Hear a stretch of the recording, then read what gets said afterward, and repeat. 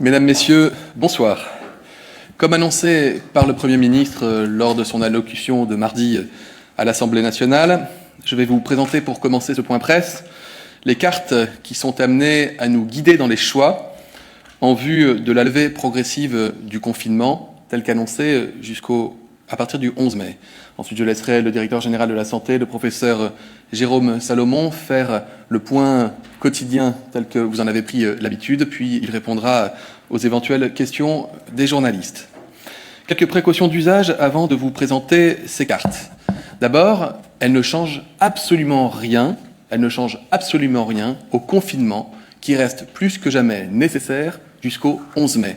Quel que soit le territoire dans lequel vous vous situez ce soir, ça ne doit pas changer vos pratiques. Il est important de rester chez vous, car le confinement jusqu'au 11 mai est l'une des conditions essentielles pour nous permettre justement de lever progressivement ce confinement. Ensuite, quelques autres précautions d'usage. D'abord, les données que je vais vous présenter ce soir sont des données à date de ce soir, c'est-à-dire qu'elles concernent la situation dans notre pays au 30 avril.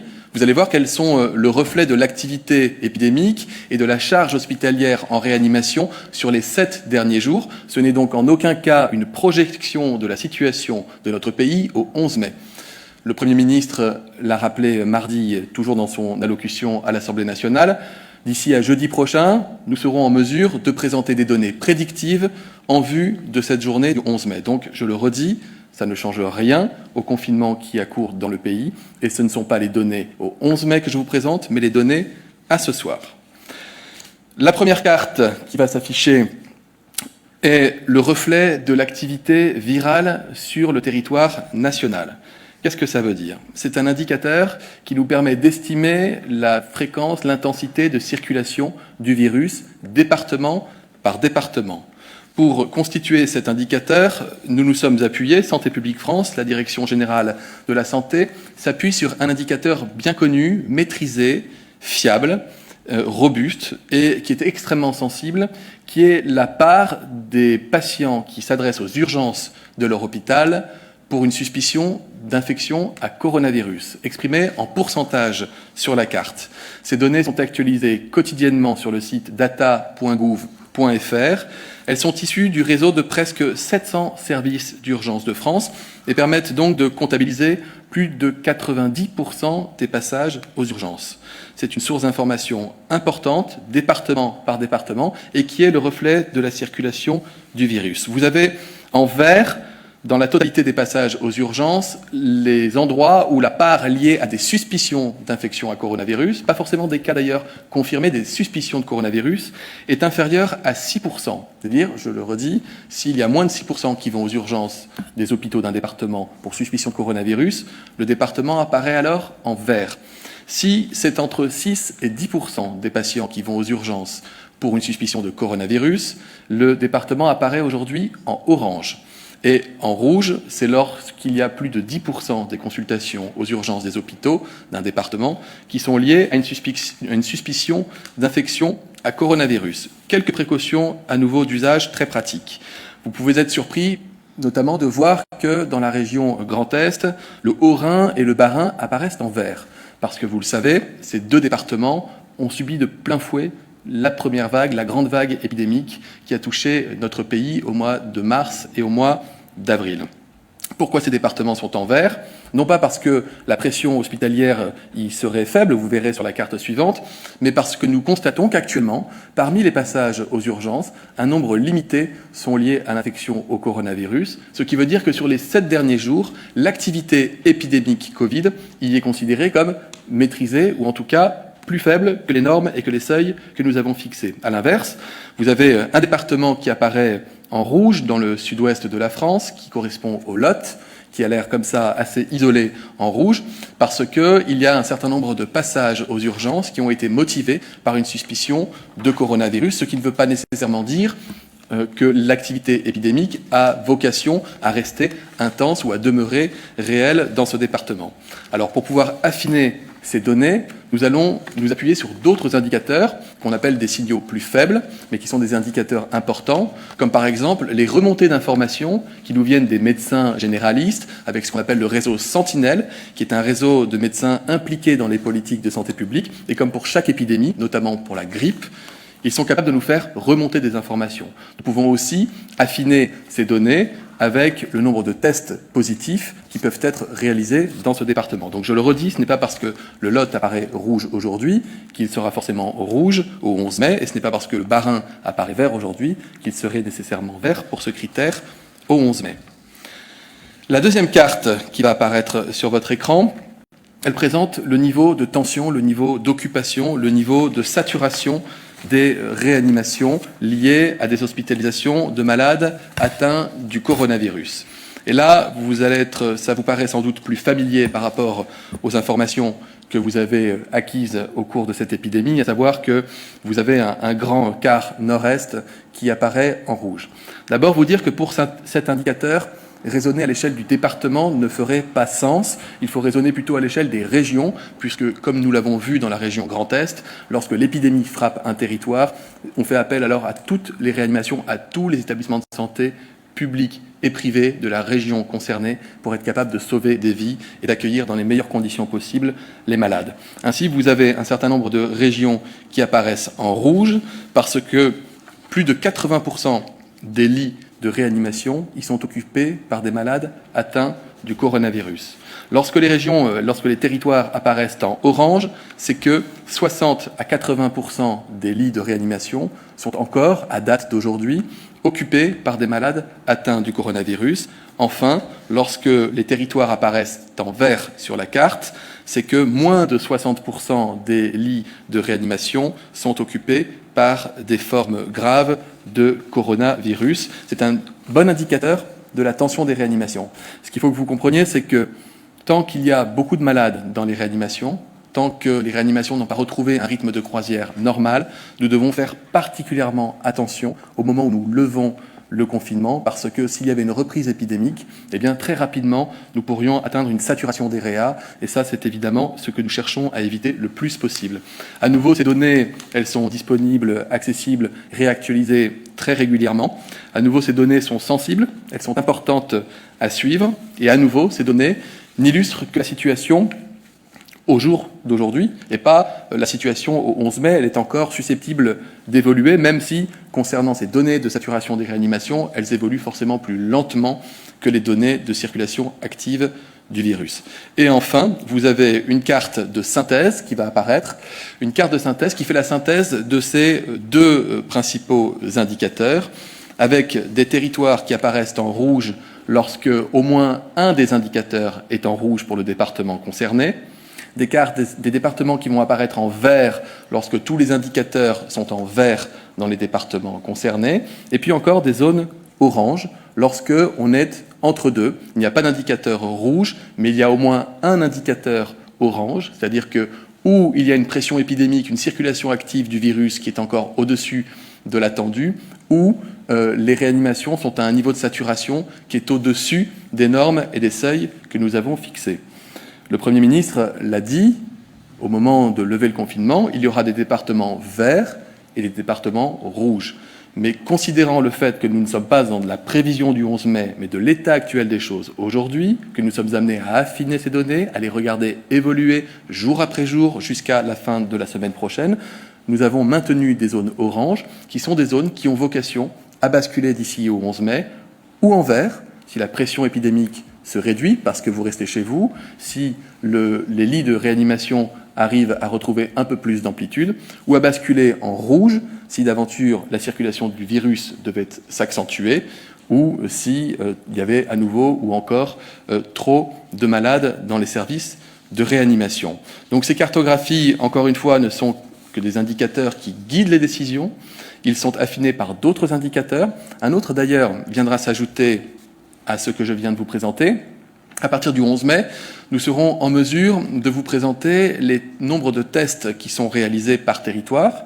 Vous savez que nous activons tous les laboratoires de ville, les laboratoires hospitaliers, les laboratoires vétérinaires, de recherche, de gendarmerie, de police, pour pouvoir être en mesure de tester tous les cas symptomatiques, de tester toutes les personnes contacts, avec un gros travail derrière pour faire ce qu'on appelle du contact tracing, c'est-à-dire aller repérer tout l'entourage proche des personnes qui seraient malades, de manière à les isoler, pour les protéger et protéger le reste de la population. Si d'aventure on devait s'apercevoir que le nombre de malades devient supérieur à ce que nous avions prévu de pouvoir tester sur un territoire donné, ça pourrait être une information importante et nous vous la communiquerions. Mais sachez que nous mettons tout en œuvre pour préparer notre pays dans la perspective du 11 mai. Nous rappelons l'objectif, être capable de tracer toutes les personnes symptomatiques, leurs cas contacts, d'être capable d'isoler les personnes qui peuvent présenter des symptômes ou qui sont susceptibles de transmettre la maladie, de manière à protéger les Français.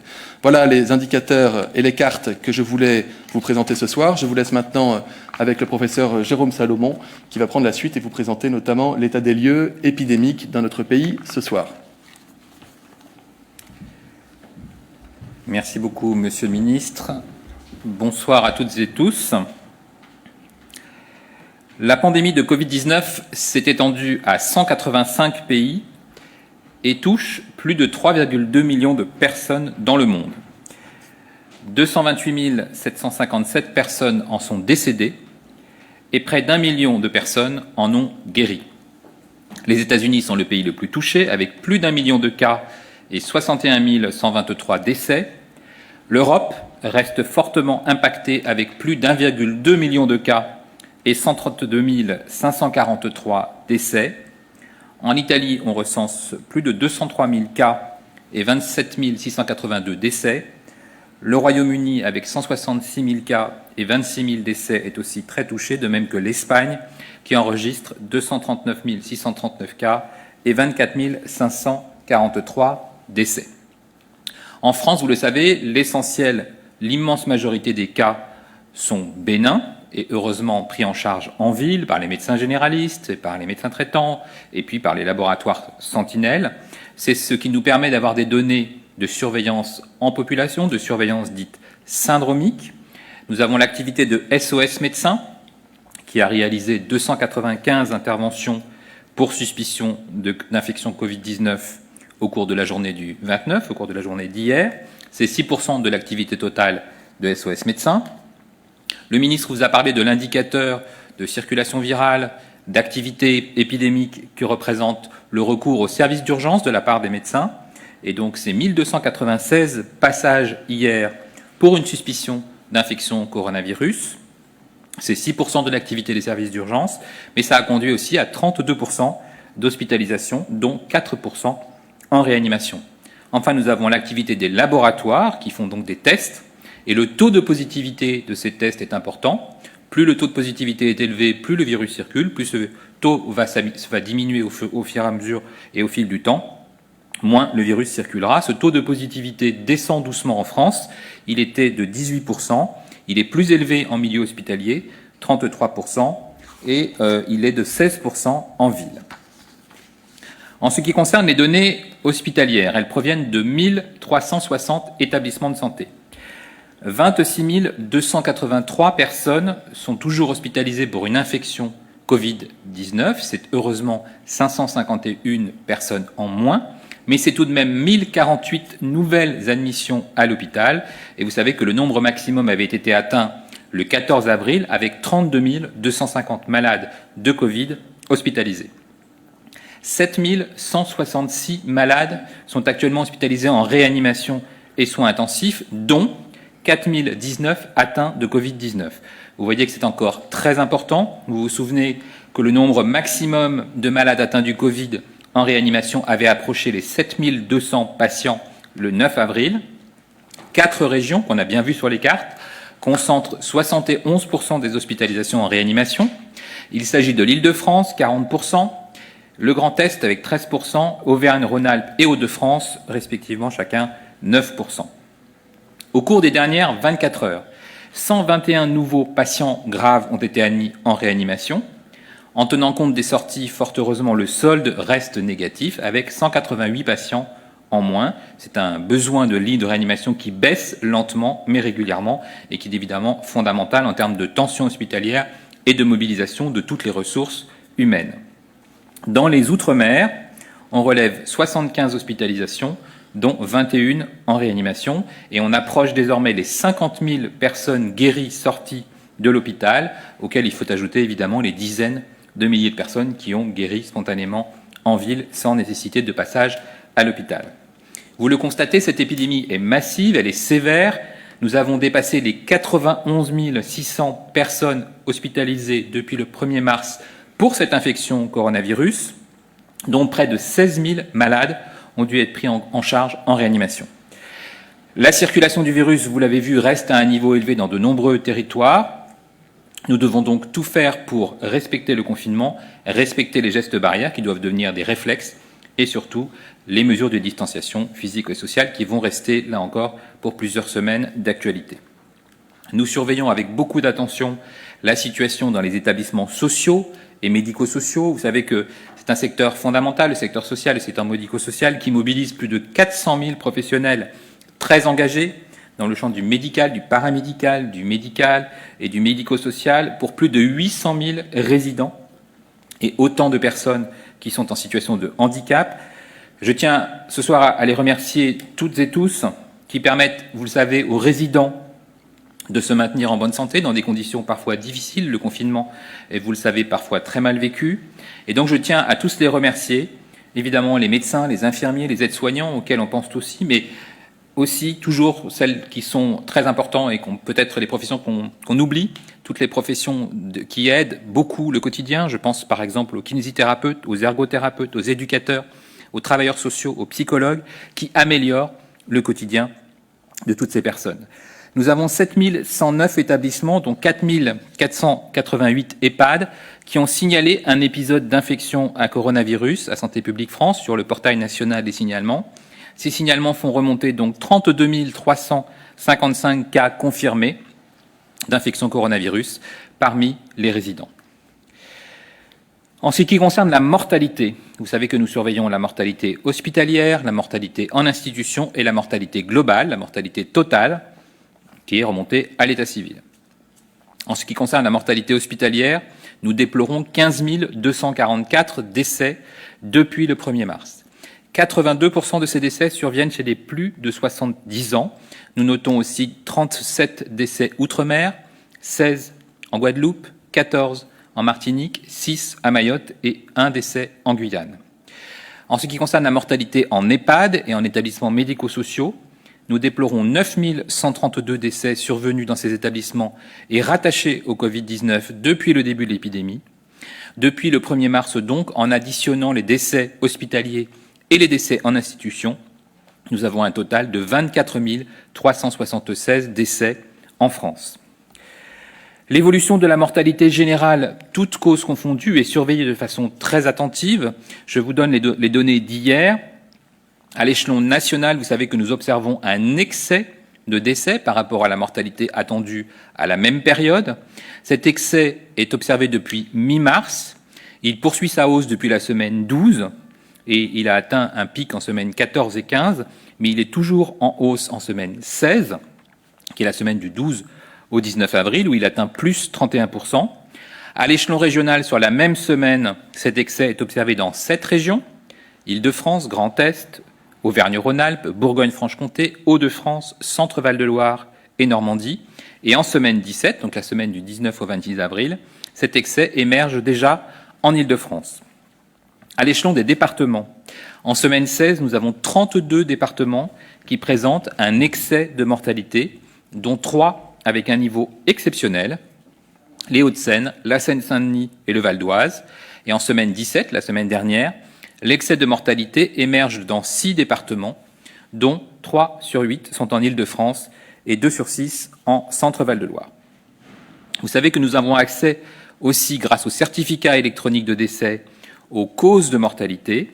La certification électronique des décès indique que dans 8 942 décès, il existait une mention d'infection au Covid-19 parmi les causes médicales de décès, donc recensées depuis le 1er mars. Cela représente 29% de l'ensemble des décès certifiés par voie électronique. Enfin, il y aurait en France 129 581 cas confirmés d'infection à coronavirus, selon les estimations de Santé publique France. Je vous remercie. Nous passons aux questions des journalistes. Une question des Échos tout d'abord à propos des départements qui seront en rouge le 11 mai. Dans ces départements, y aura-t-il une possibilité de déconfiner un peu, en d'autres termes, d'assouplir les règles actuelles? Alors, vous avez noté que le Premier ministre avait eu un discours extrêmement prudent qui est totalement justifié par l'évolutivité de la situation. Les cartes que vous a présentées le ministre des Solidarités et de la Santé, Olivier Véran, ce soir, sont des cartes instantanées. C'est la photographie de la situation actuelle. Cette situation va beaucoup évoluer et ce sont les Françaises et les Français qui vont faire évoluer cette situation.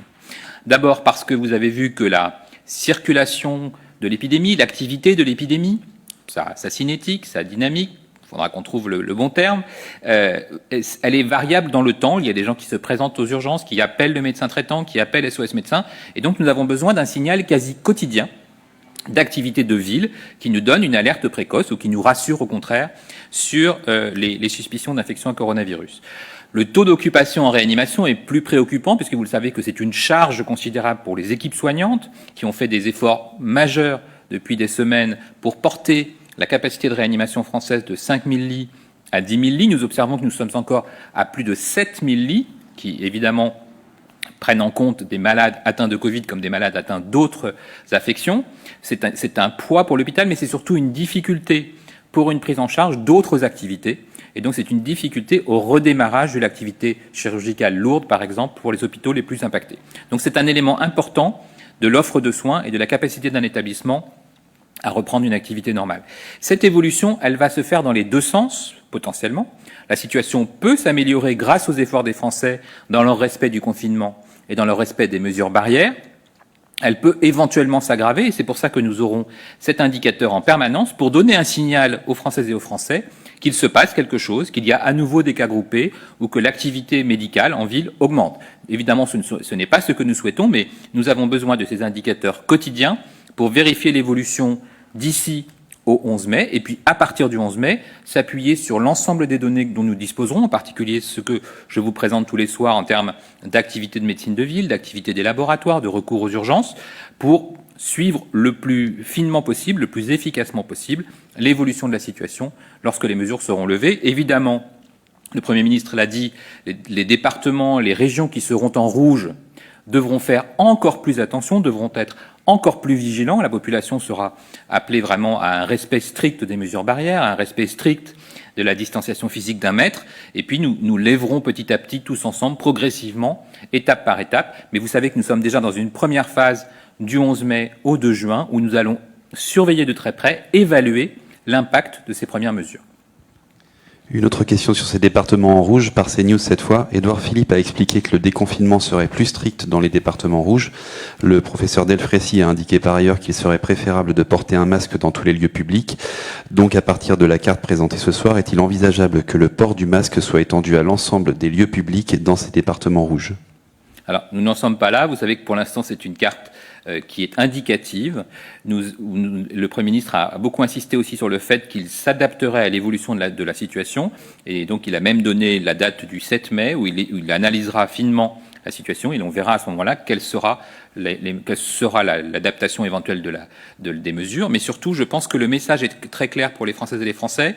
D'abord, je pense que c'était très important de partager avec les Françaises et les Français la situation de ce soir, qui ne sera pas la situation du 7 mai et qui ne sera pas non plus la situation après le 11 mai, puisque là encore, les Françaises et les Français ont le pouvoir de freiner cette épidémie et doivent le faire de toute leur force comme nous le faisons depuis plusieurs semaines. Et puis nous adapterons là encore nos réponses, nos moyens, effectivement, avec toutes les mesures barrières, et notamment lorsque la mesure de distanciation physique n'est pas possible. Une autre question de CNews, cette fois au sujet des équipes d'enquête pour ce qu'on appelle le contact tracing. Quel accès ces équipes auront-elles aux dossiers médicaux ou à des données personnelles des malades ou de cas contacts? Alors, le minimum possible, parce que là, on est vraiment sur un résultat de chaîne extrêmement simple.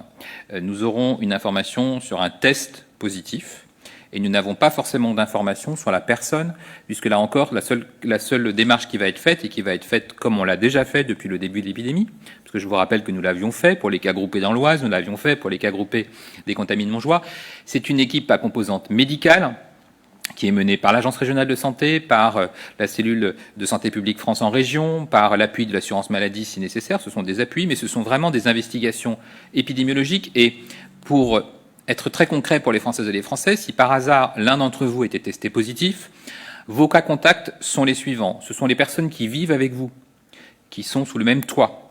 C'est votre famille, ce sont vos proches. Et en termes d'activité professionnelle, ce sont les personnes qui passent beaucoup de temps avec vous, qui travaillent dans le même bureau, par exemple. Et donc, on sait que ce sont ces contacts étroits, ces contacts rapprochés, ces contacts prolongés qui sont les plus susceptibles d'être des cas qui auraient pu être contaminés à votre contact. Ce ne sont pas les personnes que vous avez croisées dans la rue, que vous avez saluées à distance, etc. Donc, l'application des mesures barrières va probablement réduire le nombre de contacts réels. Et donc, tout ce que nous ferons en termes d'application de l'ensemble des mesures barrières et d'application de la distanciation physique permettra de réduire ce nombre de contacts qui seront ensuite explorés avec l'aide évidemment de la personne positive qui expliquera ce qu'elle a fait dans les 2 jours précédents pour aider les investigateurs à définir cette liste de contacts. Une question du Monde à propos de la comptabilisation des tests par Santé publique France. Dans le point épidémiologique hebdomadaire de Santé publique France, la comptabilité des tests PCR inclut-elle des tests effectués en laboratoire public de recherche et en laboratoire vétérinaire ? Alors, pas pour l'instant. Nous avons, vous le savez, Santé publique France publie l'ensemble de ces données, un réseau qui s'appelle un réseau 3 labos, qui est basé sur de grands laboratoires de ville, mais aussi de l'activité hospitalière. Nous avons de notre côté, par les hôpitaux, l'ensemble des tests effectués par les établissements hospitaliers. Et nous aurons, avec cette mobilisation de l'ensemble des laboratoires, à construire dans les tout prochains jours un système d'information unique, national, qui permettra de regrouper l'ensemble des données concernant les tests, l'ensemble des données évidemment concernant les tests positifs, pour que nous disposions d'une base nationale facile d'accès pour les investigateurs, pour pouvoir vous donner des informations sur le nombre de tests réalisés en France, sur le nombre de tests positifs, et surtout aider dans cette campagne très importante qu'a rappelé le Premier ministre, qui est l'importance de dépister, de tracer les contacts et d'isoler les personnes malades. Une question de liaison sociale. Est-ce que les conditions actuelles de remboursement de la téléconsultation vont perdurer pendant la phase de déconfinement, notamment pour faciliter la détection et le dépistage des personnes potentiellement malades ? Alors, c'est une question qu'on se pose, évidemment. Tout a été fait, vous savez, pour favoriser la téléconsultation, les télésoins, et donc si c'est nécessaire, nous le poursuivrons. C'est un succès considérable de la téléconsultation qui a été observé ces dernières semaines. On peut faire beaucoup de choses à distance, et vous savez que nous insistons aussi beaucoup pour le retour des personnes ayant des pathologies chroniques ou évidemment ayant des pathologies aiguës vers les soins, pour appeler leur médecin, pour appeler leur service hospitalier. Mais il y a aussi des actes qu'on ne peut pas faire à distance. Je pense par exemple aux vaccinations obligatoires du nourrisson, et donc nous encourageons évidemment les parents de jeunes nourrissons à aller faire ces vaccinations obligatoires pour ne pas avoir de conséquences graves d'une non-vaccination. 2 questions pour Médicite. La première, le port du masque va être rendu obligatoire dans certains lieux à partir du 11 mai. Ces masques devront-ils obligatoirement être homologués ou pourra-t-il s'agir de masques fabriqués à la maison ? Alors nous favorisons évidemment les masques qui sont homologués, qui sont normés, qui sont testés. Vous savez que nous avons fait un énorme effort en France d'accès à des masques qui auront été testés sur leur capacité de filtration, mais aussi sur leur capacité de respirabilité. Mais il y a aussi désormais accès, pour celles et ceux qui le souhaitent, à des moyens de fabriquer de façon fiable des masques à la maison. Et donc il y a aussi des sites officiels qui vous aident à respecter les bonnes pratiques pour disposer de masques qui sont conformes à ce que l'on souhaite en termes de masques de protection grand public. Selon les premières lignes du plan de déconfinement, des mesures de distanciation sociale devront être appliquées dans les transports. Un siège libre sur 2, se tenir à plus d'1 mètre. Comment cela pourra-t-il être possible dans le métro ou dans le bus en heure de pointe ? Alors là encore, c'est du bon sens et les Français sont très riches en bon sens. Nous allons évidemment renforcer le télétravail. C'est quelque chose d'important. Nous allons adapter les horaires. Je pense qu'il va falloir trouver de nouveaux moyens de se déplacer. Vous savez que tout ce qui est mobilité douce est évidemment fortement encouragé. Et puis après, on s'adaptera là encore aux horaires, au trafic. Il faudra effectivement partir plus tôt, partir plus tard, tenir compte effectivement de ces contraintes dans les transports. Vous savez que nous allons aussi adapter les transports dans les trains, qu'ils soient intra-régionaux ou interrégionaux. Là encore, parce que pour l'instant, il est vraiment important de respecter cette distance. Et donc, il faudra que l'on tienne compte potentiellement de mesures de freination du trafic, de tenir compte effectivement dans l'intérêt de tous du respect de ces consignes qui sont des consignes de bon sens. Pour Hospimédia, dans l'optique du déconfinement, du redémarrage des soins non Covid-19 et de la réouverture de leur cabinet, prévoyez-vous d'élargir l'accès prioritaire aux masques à tous les professionnels de santé libéraux, orthophonistes, infirmiers, masseurs kinésithérapeutes, pédicures podologues, diététiciens? Si oui, quand? Absolument. Ça fait partie du redémarrage de l'offre de soins. Vous savez que, évidemment, beaucoup d'activités se sont poursuivies. Il y a eu un travail magnifique de nombreux médecins généralistes, de nombreuses maisons de santé au sens large et de nombreux professionnels de santé. Les chirurgiens dentistes ont géré les urgences. Nous avons besoin des kinésithérapeutes.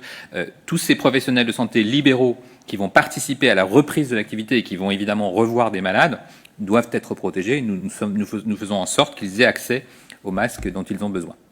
Première question pour RTL. Comment seront organisées et composées les brigades chargées de remonter les cas contacts des personnes contaminées? Comment travailleront-elles concrètement?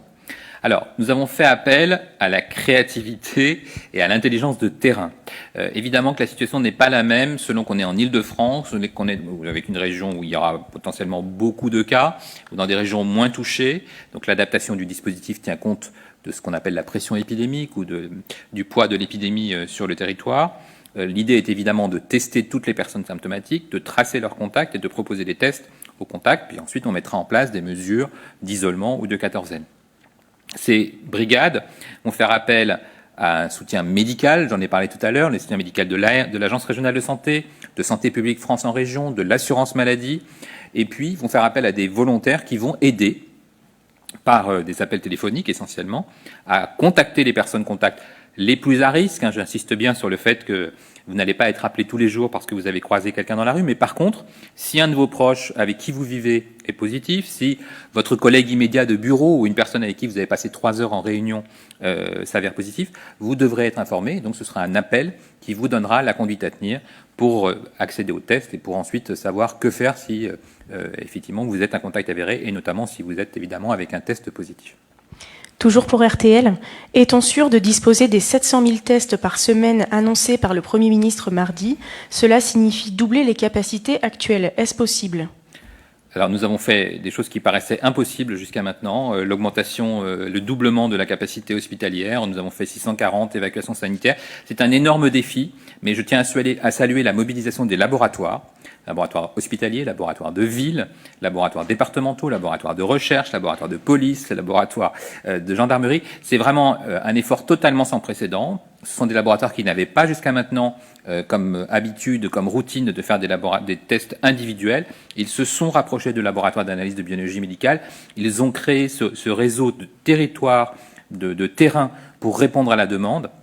Évidemment, le nombre de tests sera très variable selon la densité de population, mais l'objectif est évidemment de répondre à la demande du Premier ministre. Une question de la Dépêche du Midi. Plusieurs spécialistes alertent sur des formes graves chez des enfants qui sont proches de la maladie Kawasaki et soupçonnent un lien entre cette maladie et le Covid-19. Combien d'enfants sont concernés en France par ces symptômes atypiques? Le lien entre Covid-19 et la maladie Kawasaki est-elle possible? Alors, effectivement, c'est une alerte que nous suivons avec beaucoup d'attention. C'est une alerte internationale qui a été lancée à la fois par les autorités sanitaires britanniques, françaises, belges, italiennes. En particulier, les pédiatres d'Île-de-France nous ont signalé ces hospitalisations inhabituelles. Pour expliquer au plus grand nombre, la maladie de Kawasaki est une maladie extrêmement rare. C'est une inflammation, c'est une réaction de l'immunité. C'est une atteinte des vaisseaux, donc on peut avoir une grande fatigue, de la fièvre, des troubles digestifs, et souvent on peut observer d'ailleurs une éruption de boutons, avec par ailleurs une conjonctivite. Donc c'est un tableau inflammatoire assez généralisé qui touche souvent les petits enfants. Ce qui est frappant pour les pédiatres ces derniers jours, c'est qu'ils voient plutôt des grands enfants de 5 à 15 ans qui sont hospitalisés. Ce sont heureusement des cas extrêmement rares, et il n'y a pas eu de décès, je tiens à le dire. Ce sont quelques enfants qui sont hospitalisés, qui sont surveillés évidemment, parce que la forme la plus grave de cette maladie est une atteinte cardiaque, et donc à partir du moment où il y a une inflammation du muscle cardiaque, évidemment, ce type d'atteinte nécessite une surveillance hospitalière, une intervention spécialisée de pédiatre, de réanimateur ou de cardiologue. Et donc le message que je souhaite passer aux parents, c'est une infection rare, c'est une infection qui nécessite effectivement une consultation immédiate de son médecin traitant, de son pédiatre pour savoir si une hospitalisation est nécessaire. Donc il ne faut pas hésiter à appeler son médecin si on a un doute. Ces enfants, pour l'instant, font l'objet de tests pour savoir si c'est l'infection elle-même qui est en cause, si c'est une réaction, comme on dit, post-infectieuse, c'est-à-dire une réaction à distance d'une éventuelle infection. Tous ces tests sont en cours. Il y a des tests de recherche d'anticorps, des tests de recherche de virus. On voit cette maladie régulièrement à l'issue d'infections virales. Donc l'hypothèse est effectivement tout à fait sérieuse. Toute la communauté scientifique pédiatrique européenne est mobilisée, l'Organisation mondiale de la santé est mobilisée aussi, et les pédiatres échangent actuellement pour savoir s'ils confirment ce lien entre l'infection coronavirus à distance ou actuelle et la survenue de ces cas pédiatriques. Et donc, le message que j'ai passé ce soir à l'ensemble des services d'urgence, de réanimation, de pédiatrie de France, c'est d'être en alerte, d'être vigilant, de signaler ces cas, parce que c'est une maladie qu'on sait traiter, que les pédiatres connaissent bien, qui se traite d'ailleurs bien, à partir du moment où le diagnostic est fait et le traitement est mis en place, mais c'est effectivement une alerte sérieuse que nous prenons avec beaucoup d'attention. Une question pour l'APM. Sur la base des résultats préliminaires d'une étude américaine, les États-Unis ont annoncé que le Remdesivir allait devenir le standard du soin Covid-19. Qu'en est-il en France? Le Remdesivir va-t-il bénéficier d'une ATU? Alors, ça fait partie des quelques molécules que nous testons, vous le savez, dans de nombreux essais. C'est un antiviral qui servait il y a quelques années aussi dans des tests, notamment contre les fièvres hémorragiques virales, par exemple, comme Ebola. Il y a effectivement 2 communiqués de presse récents de l'industrie pharmaceutique concernant des essais en cours toujours. Ce sont des résultats préliminaires, ce sont des résultats d'absence de toxicité, et ce sont des résultats qui montrent une évolution relativement favorable, mais qui n'est pas très nette, de certains patients qui auraient été traités. Là encore, on n'est pas devant des résultats spectaculaires. Les résultats, d'ailleurs, d'une étude chinoise sont un peu dans le même sens, mais n'ont pas montré de significativité. Donc on est intéressé toujours par des résultats de ce type, parce que ce sont des molécules qui font partie de certaines stratégies thérapeutiques que l'on souhaite tester. Ce sont des résultats préliminaires, ce sont des résultats qui nécessitent une publication, là encore, puisque des articles sont annoncés. En France, cette molécule est utilisée dans 3 essais cliniques. Elle est notamment testée dans le grand essai européen international Discovery. Et donc, nous allons étudier attentivement les résultats préliminaires et les résultats publiés pour savoir si oui ou non on a des données sur la sécurité, des données sur l'efficacité. Et s'il y a des données sur l'efficacité, évidemment, ces données seront partagées immédiatement, à la fois avec le grand public et avec les médecins qui pourront prescrire cet antiviral. Question pour Challenge. L'ex-ministre de la Santé Marisol Touraine a évoqué un stock d'état de masques de 750 millions mi-2017 avant son départ. Le ministre de la Santé Olivier Véran a chiffré le stock d'état à 150 millions de masques début 2020. Pouvez-vous nous communiquer les quantités de masques que comportait le stock d'état année après année en 2017, 2018 et 2019 ? Alors, la ministre Marisol Touraine a effectivement donné un chiffre exact, qui était le chiffre du stock stratégique d'État de 750 millions en 2017. Ce chiffre n'a quasiment pas évolué en 2018. Simplement, il faut juste expliquer aux Françaises et aux Français que nous avions un stock qui était à très grande majorité acheté dans les années 2000, avec des masques qui n'avaient pas de date de péremption. Et donc, compte tenu de ce stock relativement ancien, j'ai demandé d'une part à ce que ces stocks soient testés, et d'autre part que nous commencions à reconstituer ce stock. Et donc, effectivement, j'ai demandé qu'il y ait une reprise des commandes de masques chirurgicaux, et j'avais commandé, à mon arrivée en 2018, 100 millions de masques chirurgicaux. Dernière question pour Challenge. Vous avez déclaré le 23 avril à l'Assemblée nationale que l'agence Santé publique France avait passé commande en 2018 de 100 millions de masques pour les stocks d'État à votre demande. Y a-t-il eu également une commande de masques en 2019 ? Si oui, combien ? Alors c'est effectivement les bons chiffres. À partir du moment où effectivement nous avons eu information sur les stocks de 2018, nous avons lancé des commandes. J'ai demandé à Santé publique France, qui est l'agence qui est en charge des stocks, de commander des masques. Ils sont arrivés en 2019 et en début 2020. Et en début 2020, comme vous le savez, nous avons commandé des masques dès le 30 janvier et dès le mois de février pour répondre à la menace épidémique.